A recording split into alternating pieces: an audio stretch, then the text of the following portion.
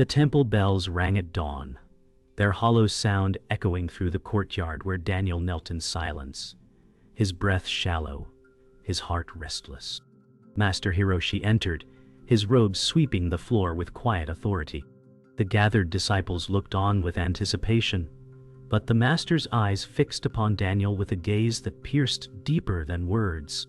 "Daniel," Master Hiroshi said, his voice calm yet unyielding, "your path has faltered, and the truth you seek has turned against you." The courtyard froze in disbelief, the seeker's chest tightening with shame and confusion. Mai shifted uneasily, her sympathy masked by her own uncertainty, while Thomas smirked faintly, as if the master's judgment confirmed his skepticism. Akira, silent in the corner, did not move, his presence heavy with unspoken meaning.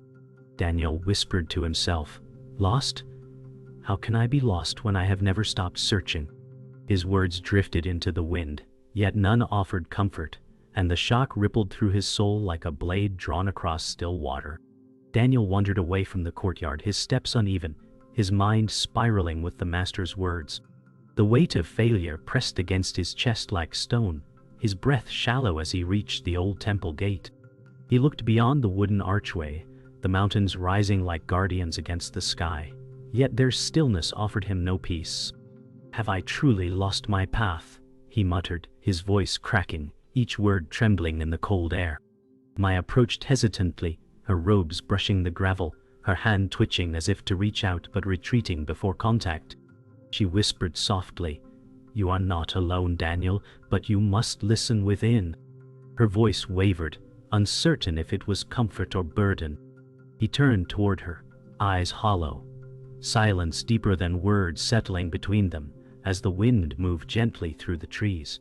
Later in the meditation hall, Thomas leaned against a pillar, his smirk returning as he observed Daniel's trembling hands. "You chase shadows," Thomas said coldly, his tone sharp as a blade. Daniel's jaw tightened, the sting of ridicule cutting deeper than the master's rebuke. He whispered, "You don't understand, Thomas. The silence inside me is breaking." Thomas tilted his head, mocking. "Silence cannot break. It is only emptiness you fear." The words echoed, each syllable heavy with disdain. Daniel closed his eyes, gripping his knees tightly, but the hall felt suffocating, the air too thick for breath.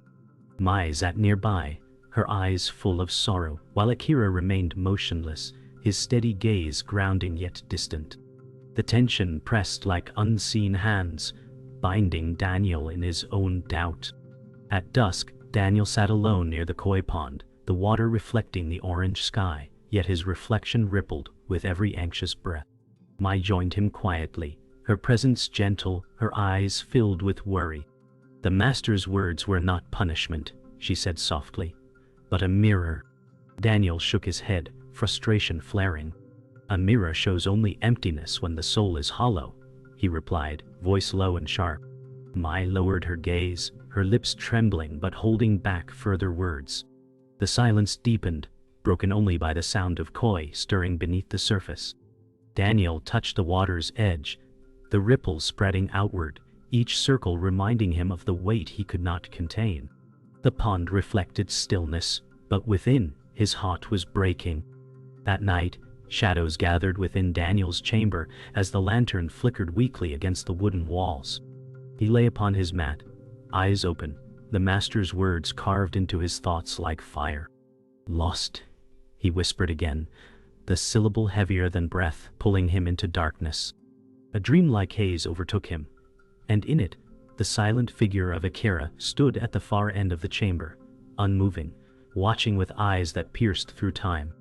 Thomas's laughter echoed faintly, distant and cruel, while Mai's voice was softer, a ghost calling from far away. Daniel curled into himself, tears sliding down his face, his chest aching. The stillness of night deepened, pressing upon him until silence became unbearable. In that silence, he realized the weight of solitude, a burden he could not yet escape. The meditation hall was silent, except for Daniel's unsteady breaths, his knees pressed into the wooden floor, his eyes fixed on the fading light of a single candle. Every attempt to clear his mind collapsed into restless thoughts, his heart hammering with frustration.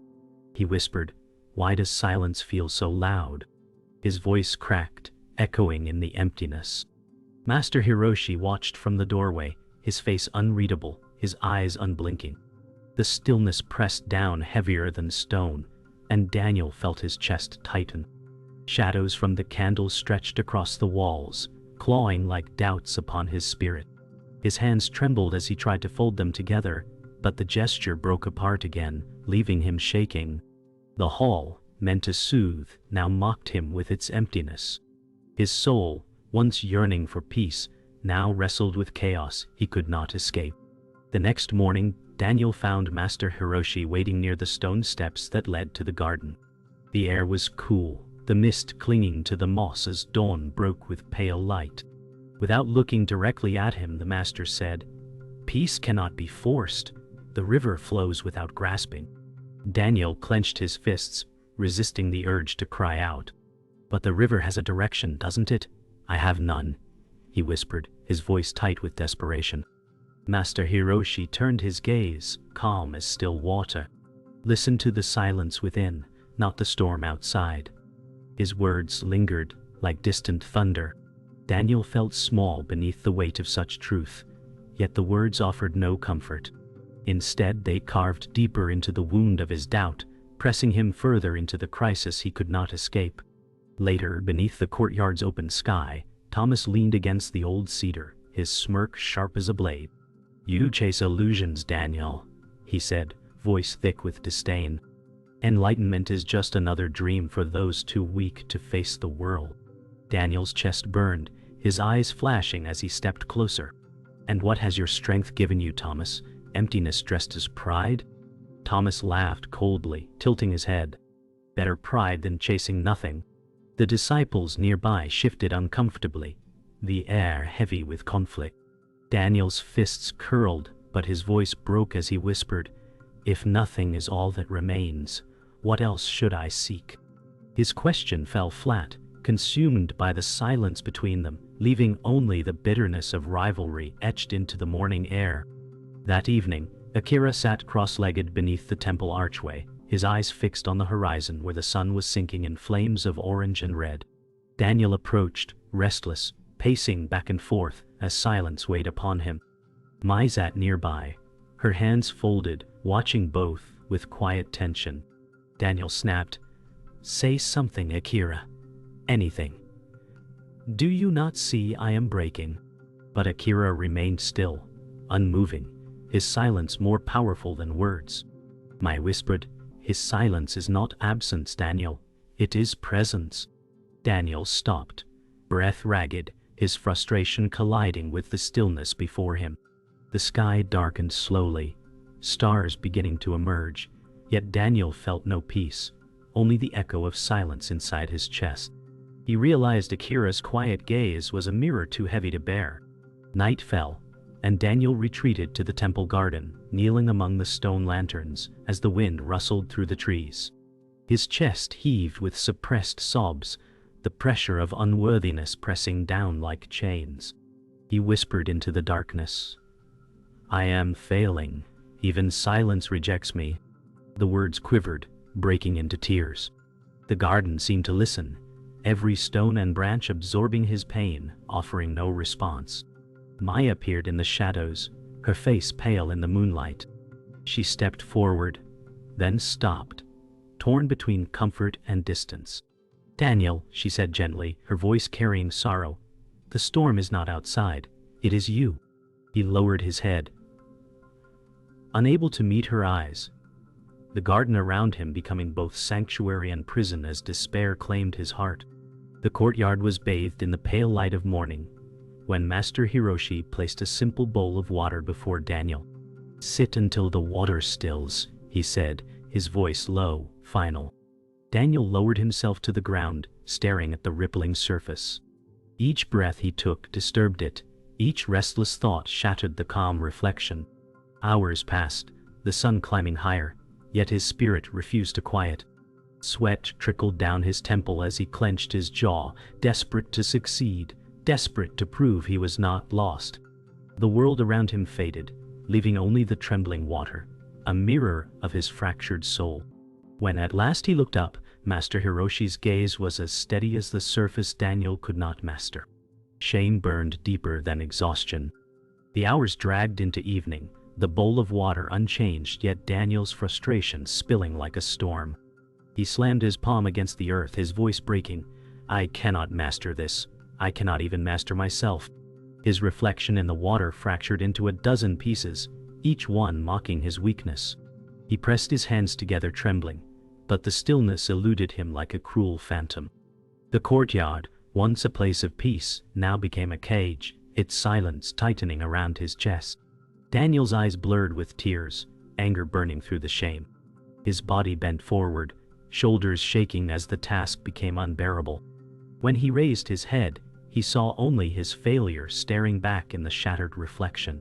As night fell, Thomas appeared at the edge of the courtyard, his smirk cutting through the silence. Still, chasing stillness, he mocked, leaning against the wooden railing. Perhaps you were never meant for this path. Daniel's chest tightened, his voice trembling as he replied, better to struggle for truth than live hollow. Thomas laughed coldly, the sound echoing in the dark air. Hollow or not, I am free. You are chained by illusions. Daniel felt his breath falter, his pride dissolving under the weight of mockery. The disciples nearby avoided looking at him, their silence as heavy as Thomas's scorn. Alone beneath the stars, Daniel bowed his head, the sense of belonging slipping further away into the void. Later that night, Mai found Daniel by the lanterns, his face pale, his hands trembling. She knelt beside him, her voice soft. I have failed many times too, she admitted, her gaze lowered. Daniel looked at her, surprise flickering through despair. You? But you seem so calm, so certain. Mai shook her head, her eyes shimmering with old grief. Calm is not perfection. It is carrying scars without letting them rule you. Her words pierced him more deeply than Thomas's scorn, for they carried truth wrapped in tenderness. Daniel's chest ached as he whispered, Then why do my scars only tear me apart? Mai touched the ground between them, her silence carrying the weight of shared struggle. Sleep offered Daniel no escape. In the quiet hours, he dreamt of shadows rising from the temple walls, twisting into familiar faces. His own reflection stood before him, broken and distorted, whispering words of failure. The voice was his, and not his, echoing from the depths of his guilt. You cannot let go. You will never be whole. The dream tightened like chains, binding his chest, pressing him deeper into fear. He saw Master Hiroshi turn away, Mai vanish into mist, and Thomas' laughter pierced the void. Only Akira remained, silent, unblinking, his eyes reflecting the shadow Daniel could not confront. Daniel cried out in the dream, his voice shattering, yet no one answered. The night swallowed his plea. At dawn, Daniel wandered into the outer path where the mist clung thick to the stones. A stranger appeared, cloaked in white, their steps soundless as drifting smoke. Daniel stopped, his heart racing, unsure if the figure was real or dream. The stranger's voice cut through the fog, cryptic and unsettling. What you fear is not failure, but the mirror you refuse to see. Daniel staggered back, his breath shallow, whispering, Who are you? The stranger smiled faintly, gaze piercing, and replied, I am the silence between your thoughts, the truth you cannot escape. Before Daniel could answer, the mist swallowed the figure, leaving only the echo of their words pressing into his mind like fire. The words lingered long after the stranger vanished, echoing like thunder within Daniel's chest. He pressed his hands against the cold stone wall, whispering, The silence between my thoughts. His mind spun as fragments of memory broke loose, old wounds resurfacing with every breath. His failure at meditation, his shame before the master, the smirk of Thomas, Mai's sorrow, Akira's silence, all merged into one unbearable weight. The courtyard bells rang faintly, but Daniel heard only the roar of doubt consuming him. He closed his eyes, trembling, as though his very soul might collapse under the truth he could not face. The fog drifted past, carrying with it the haunting sense that he had glimpsed something meant to destroy him before it could save him. Later, Daniel stood before Master Hiroshi, his knees unsteady, his voice faltering. "Why do I always fail?" he asked, words heavy with despair. The master's gaze was steady, his silence long before he answered. "Because you cling to the idea of success," Hiroshi said softly. "You believe peace is something to win, when it is only something to see." Daniel's chest tightened, his eyes wide. The master continued, "You are not broken. You are holding on to perfection that never existed." The words struck like lightning, tearing through layers of self-deception. Daniel sank lower, unable to breathe, the revelation slicing deeper than any wound. For the first time, he saw his suffering not as punishment but as chains he forged himself. That night by the pond, Daniel found May staring at the water, her reflection trembling beneath the moonlight. "Ah." He sat beside her, silent until she whispered, "My calm is only what I allow you to see." Daniel looked at her, surprised as she continued, "I carry scars from my past, Daniel, but I do not let them decide my present." Her voice shook but did not break. Daniel lowered his head, guilt swelling. "And I let mine consume me," he confessed. Mai turned to him, eyes glistening. "You must see them, not fight them. Only then will they lose their hold." Daniel's chest ached, the truth painful yet strangely freeing, as though her scars illuminated his own. In his chamber that night, Daniel dreamt again, but this time the shadow did not mock. Instead it stood before him, its form his own, eyes hollow yet steady. "You created me," the shadow whispered. Daniel trembled, his hands reaching out. "You are my failure, my shame." The shadow shook its head. "I am not your failure. I am your reflection. You have tried to destroy me when all you had to do was accept me." Daniel's tears fell freely as the dream grew brighter, the walls of his chamber dissolving into white. For the first time he reached forward and embraced the shadow, his arms shaking but firm. In that moment, the weight lessened, the chains loosened, and he felt the truth tremble within his chest. The courtyard was empty beneath the silver moon. When Daniel collapsed to his knees, his body trembling with exhaustion, the ground felt cold beneath his palms as tears streamed freely down his face. "I have nothing left," he whispered, his voice hollow, trembling with defeat. The silence pressed down upon him, heavy and absolute, as if the temple itself judged his surrender. His breaths came in ragged gasps, each one pulling him deeper into despair. The words of Hiroshi Mae and even the stranger swirled through his mind like broken fragments of a forgotten song. He raised his eyes to the sky, unable to find the strength to resist. "If this is the end, then let it be," he cried, collapsing fully onto the stones, his spirit stripped bare. Master Hiroshi appeared from the shadows, his steps measured, his gaze unyielding. He stood before Daniel without speaking, the silence stretching until it became unbearable. At last, his voice broke through the night, calm yet sharp as a blade. "You must break to be whole." Daniel looked up, his face wet with tears, his chest aching with confusion. "I am already broken," he whispered, his voice raw. Hiroshi shook his head slowly. "Not broken, only clinging. Release what you hold, and peace will rise from within." The words fell like stones into water, rippling through Daniel's heart. His lips trembled as he tried to answer, but no words came, only the sound of his breath mingling with silence. The night deepened, and Daniel sat motionless, his body weak, his spirit trembling. He closed his eyes, no longer fighting the silence, allowing the weight of his failure to settle fully upon him. The struggle drained from his limbs, leaving only stillness. For the first time, he did not try to control the breath rising and falling within his chest. He whispered softly, "I surrender," the words slipping into the night like a prayer. In the stillness he felt the tightness within him begin to ease, the chains he had carried loosening one by one. It was not victory he felt, but the quiet release of letting go. The silence no longer mocked him, it simply was, and he breathed with it. As Daniel surrendered, a strange clarity flooded him, washing away the chaos that had tormented his heart. The night air no longer felt heavy but alive, the sound of the wind weaving gently through the branches. His chest lightened, as though a burden had dissolved into the silence. For the first time, he heard the stillness not as emptiness but as presence. His eyes opened, and the world appeared sharp, colors more vivid beneath the moon. The trees seemed to breathe, the stones seemed to hum, and his own heartbeat felt like part of something infinite. A smile trembled across his lips, fragile yet real, as he whispered, "It was always here." His soul felt both fragile and unshakable in the same breath.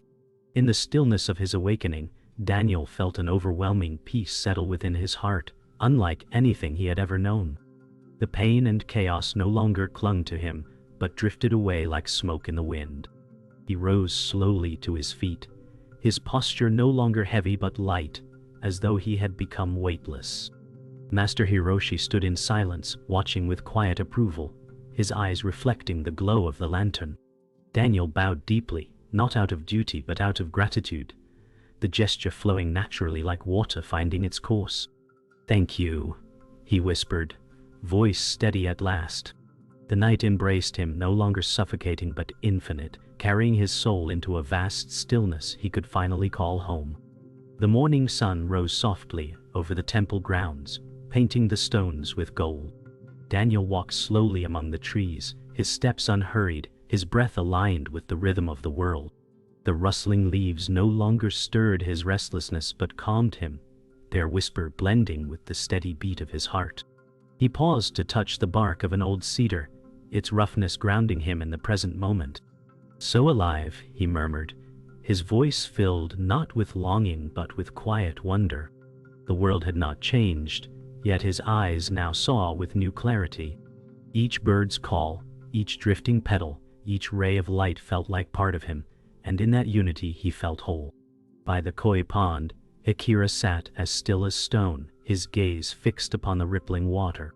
Daniel approached and lowered himself beside him, the silence between them steady and full. Akira turned his head slightly, his eyes calm, his face unreadable yet approving. Daniel bowed his head with quiet respect, needing no words to explain his journey.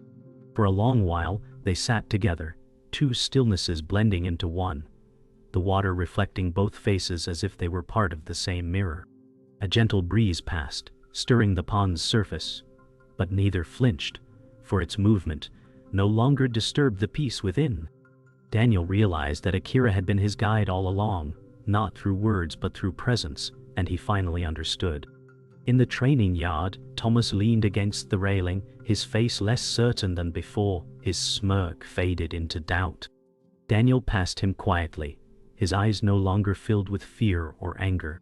Thomas spoke suddenly, his tone sharp but weaker than before. "Do you think you've found peace?" Daniel stopped, turning gently, his voice steady. "Peace isn't found, it is lived." The words carried no sting, only truth, and Thomas looked away, unable to meet his gaze.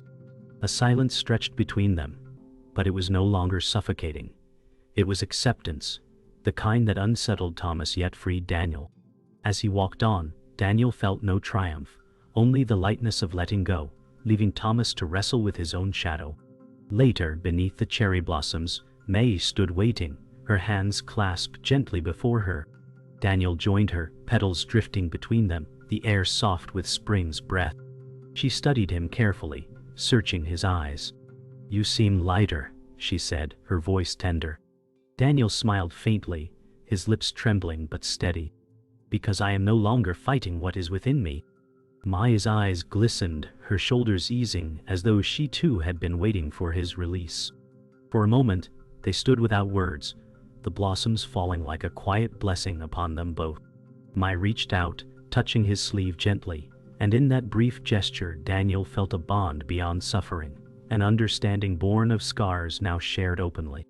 That evening, Daniel walked through the temple paths, the lanterns glowing warmly as the wind carried the scent of pine. His steps were slow, deliberate, each one in harmony with the earth beneath him. The sky above shifted from gold to deep indigo, stars piercing the veil with quiet brilliance. He breathed deeply, no longer chasing answers, no longer haunted by emptiness. The silence that had once mocked him now flowed through his spirit like a river at peace. "It was always within me," he whispered, his voice soft, steady, free. With each step, he knew his journey was not finished, but the weight was gone. He no longer needed to arrive anywhere. He was here, and that was enough. The sun set beyond the temple hills, painting the sky in shades of gold and crimson. Daniel stood alone on the terrace, the horizon wide and endless before him. The world no longer felt heavy but open, vast, alive. His breath matched the rhythm of the wind, each inhale and exhale blending with the fading light. The silence around him was not empty but full, carrying the whispers of every step he had taken. He whispered softly, "I am not chasing anymore." The words dissolved into the sky, carried away like petals on the breeze. His eyes lingered on the horizon, not with longing, but with presence. For the first time, he did not feel small before it, but part of it. Later, Daniel sat beneath the cedar tree where his journey had often faltered. The bark pressed against his back, grounding him in the present moment. He remembered the Master's words, the sting of Thomas's scorn, May's tender truths, Akira's silence, and even the stranger's riddle. Each voice now blended into a chorus, not of judgment but of guidance. The lessons no longer felt like burdens. They were threads woven into a single fabric of peace.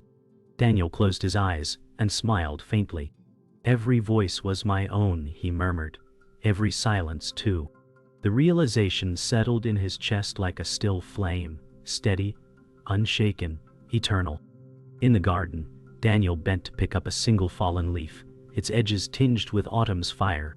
He held it carefully, marveling at the veins that traced like rivers through its surface. "Even this carries the whole sky within it," he whispered, his voice steady. He turned the leaf in his hand, watching the fading light pass through it, glowing like stained glass. The simplicity of the moment filled him with awe, as if the universe itself had chosen this fragment to remind him of eternity. For once, he did not ask what it meant. He only breathed, holding it until the wind carried it gently away, and he let it go without resistance. Night fell, and Daniel returned to the meditation hall, now lit by a single lantern.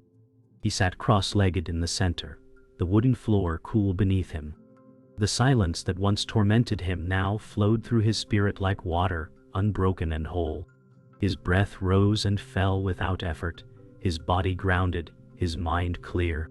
He no longer sought to stop the thoughts or force them away. Instead, he allowed them to pass like clouds drifting across the sky. For the first time, he felt no separation between himself and the stillness. It was not something to grasp, but something he had always been. The lantern flickered, and in its light his face was serene, timeless, free. At dawn, Daniel stood at the temple gates, the world stretching wide before him. The air was crisp, the mountains rising like ancient guardians beneath the pale light. He breathed deeply, each inhale steady, each exhale free.